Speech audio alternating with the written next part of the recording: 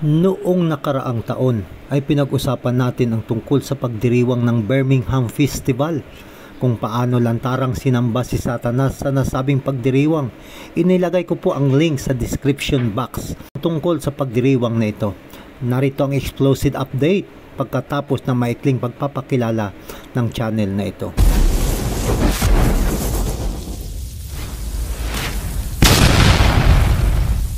Ngayon ay ating pag-uusapan ang nakaraang 2024 Olympics sa Paris, saan ang kasanayan na pagbubukas ng nasabing paligsahan pang-esport ay ipinagdiriwang ng maraming mga bansa sa buong mundo. Ngunit marami na mga netizens ang nagagalit dahil sa opening ceremony nito ay tinitingnan na bilang pagdiriwang pang-demonyo sa halip na artistic.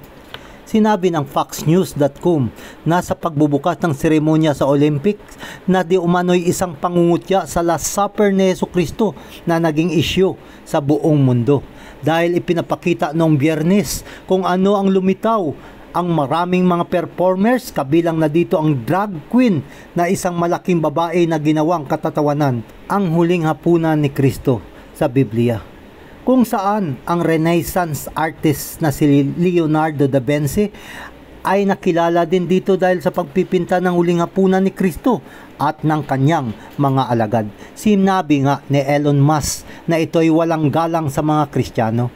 Ayon sa WashingtonTimes.com, ang Olympics ay inakusahan na nanunuya sa Kristyanismo dahil sa drag queen na nanunuya sa huling hapunan sa Olympics 2024 sa Paris. Nagsisimula ang Olympics noong Biyernes kasama ang prosesyon ng mga atleta. Ang pagpapailaw ng Olympic torch ay gaya ng dati at sumunod ang isang maliwanag na panunuya sa huling hapunan na ginanap ng drag queens. Ang organizers ay mariing inakusahan ng panlilibak kay Jesucristo at sa Kristyanismo sa pangkalahatan sa pamamagitan ng pagtatampok ng higit sa 100 mga drag entertainer na nagpapanggap para sa isang eksena na ipininta ni Leonardo da Vinci ang huling hapunan ni Jesus at mga alagad na bago siya litisin at ipako sa krus. Sabi sa HindustanTimes.com, galit ang mga netizens sa seremonya ng pagbubukas ng Paris Olympics. Ang sabi nila, ito'y walang galang, basura at makademonyo. Ang Paris Olympics opening ceremony ay pumukaw ng napakalaking kontrobersya sa panlipunang media na may mga netizens na tumatawag sa kaganapan na ganap na basura. Ayon sa events organizers, ang seremonya ay ang pinakamalaki sa kasaysayan ng Olympic Games na may higit sa 300,000 na mga manunood mula sa riverbanks ng Seine at bilyon ang nakatutok sa telebisyon. Nagkomento si Vina Chakarova mula sa X, "Ako talaga'y naging speechless, mawalang galang na po sa maraming mga atleta mula sa iba't ibang mga bansa. #Olympic Games. Noong gabi bago ipako si Kristo sa krus, ang mga kaibigan ni Jesus ay hindi lalaki." Ayon sa parody na ito, siyempre gagawin nating matabang babae si Jesus. Ayon sa artikulong na may umiikot na halo sa kanyang ulo. Ang mga alagad ay hindi rin maaring maging lalaki. Ayon sa parody, ang mga netizens ay galit at nababagabag sa paglalarawang ito kay Jesus at sa kanyang mga alagad. Ito ay isang maputlang kopya ng orihinal na settings kung saan ang mga tao, ang mga Pariseo at ang mga kawal ay tinutuya si Jesus sa kanyang bawat hakbang patungo sa krus. Mahal na mga kaibigan, ano ang kinalaman nito sa sports? Wala, at talagang walang athletic tungkol dito, pero isang lantarang panunuya kay Jesucristo at sa kanyang ministeryo. Sabi sa news.com.au, sabi, isang demonyong panunuya ang ginawang Paris opening ceremony upsets 2.4 billion.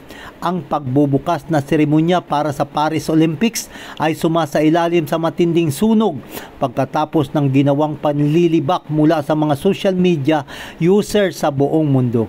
Ang seremonya ay nagbukas ng mahigit 4 na mahabang oras noong nakaraang Sabado upang iparada ang mga atleta mula sa gilid ng ilog ng Sene. Ang mga mananayaw at musikero ay sumasayaw mula sa gilid ng ilog na siyang nangunguna. Ang broadcast at ang mga kamera ay nakatuon sa isang table kung saan ang drag queen ay nasa gitna na may suot na isang anyo ng korona sa kanyang ulo at nasa harap niya ang isang DJ. Sa unang sulyap na ito ay parang wala lang na isang ordinaryong tanawin lamang, ngunit mabilis itong naging maliwanag na ang display ay isang mural ni Jesus at ng kanyang 12 mga disipulo.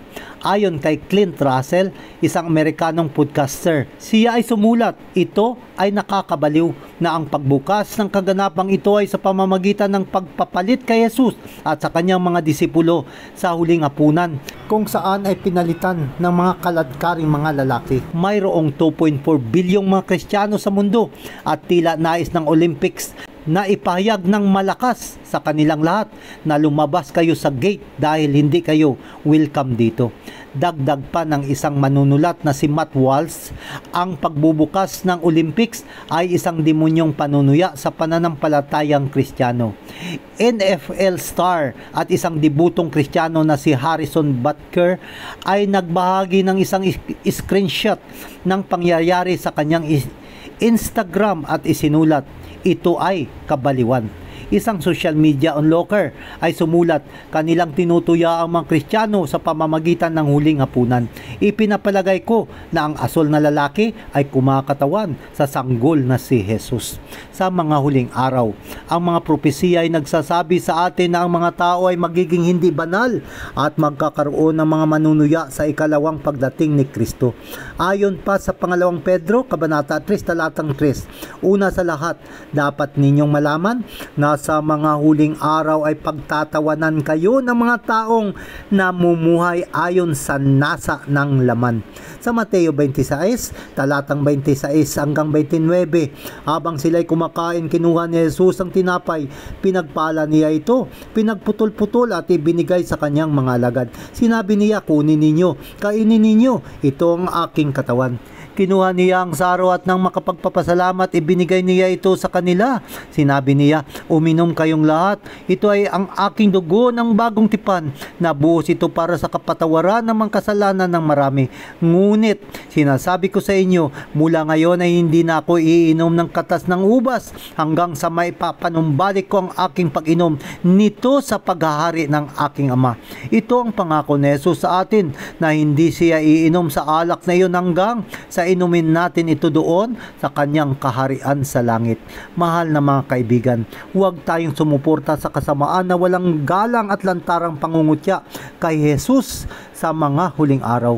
Ang homosexuality ay hindi ito bagong isyo. Basahin natin ang unang Korinto, Kabanata 6, mga talatang 9 hanggang 10. Huwag ninyong dayain ang inyong sarili. Hindi ba ninyo alam na ang mga nakikiapid, sumasamba sa Diyos-Diyusan, nangangalunya, nakikipagtalik sa kapwa lalaki o kapwa mang babae, nagnanakaw, sakim, naglalasing, nanlalait ng kapwa o nandaraya, ay walang bahagi sa kaharian ng Diyos. Ngunit ganyan ang ilan sa inyo, maliban na kayo ay hinugasan na pinabanal at inaring ganap sa pangalan ng Panginoong Hesukristo at sa pamamagitan ng Espiritu ng ating Diyos. Kaibigan, hayaan natin na bilang mga Kristiyano na patuloy na naniniwala sa Biblia at ilagay ang ating mga paggalang at paghanga sa pangalan ni Jesus.